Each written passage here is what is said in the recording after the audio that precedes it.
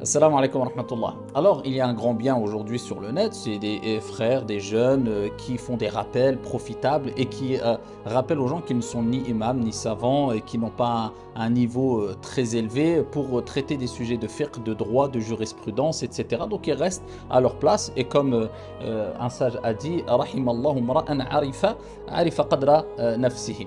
Qu'Allah fasse miséricorde à une personne qui connaît quelque part son niveau. Ils sont restés à leur place. Mais le problème, c'est quand on a vu des jeunes et qu'on voit des jeunes qui ne restent pas à leur place. Ils ne se contentent pas de faire des rappels profitables en maîtrisant bien sûr le sujet, mais ils rentrent dans des sujets complexes quelquefois et des sujets de droit, de jurisprudence.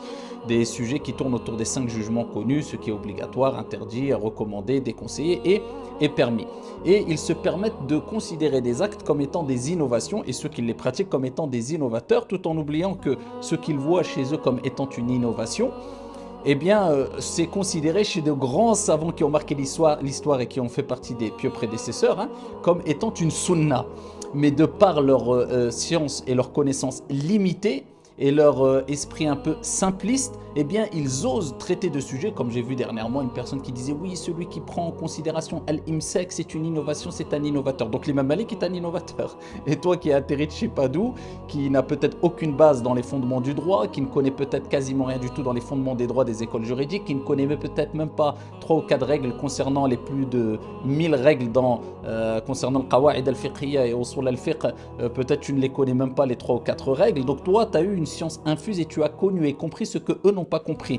C'est pour ça qu'il est important de rester à sa place. Rahimallahu mra'an arifa qadra nafsihi, comme il est dit, qu'Allah fasse miséricorde à une personne qui connaît son niveau de science quelque part.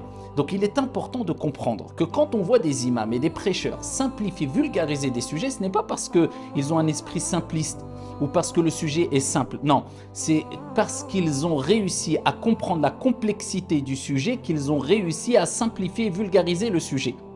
Ça ne veut pas dire que le sujet est simple pour que tu simplifies le sujet. Et aujourd'hui, malheureusement, on voit des gens qui simplifient les sujets, la compréhension des sujets, et ensuite ils vulgarisent avant d'avoir compris la complexité du sujet. Et ça, c'est un gros problème aujourd'hui, d'autant plus qu'on voit certaines personnes qui font des petites vidéos, d'accord, sur des sujets de droit et de jurisprudence, alors que les savants se sont exprimés pendant des années dessus, et il y a eu des écrits et des écrits. Lui, il vient avec 30 secondes de vidéo, il balaye tout d'un petit coup de revers, et a fait avec un montage vidéo, peut-être il a mis 1 heure à préparer, et il a fait 15 coupures dans son montage, et pour dire, voilà, je connais, ça c'est pas bien, c'est bid'a, c'est... Subhanallah.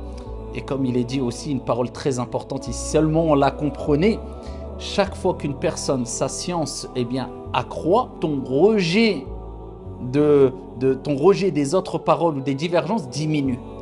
Moins tu rejettes les paroles divergentes, plus tu acceptes la divergence. Donc quand on veut traiter un sujet, il faut connaître un minimum la divergence, barakallahu fikoum, et comprendre qu'il y a simplement le fait de faire des rappels qui est profitable en restant à sa place, et le fait de parler de sujets de droit, de fiqh, et ça c'est beaucoup plus complexe.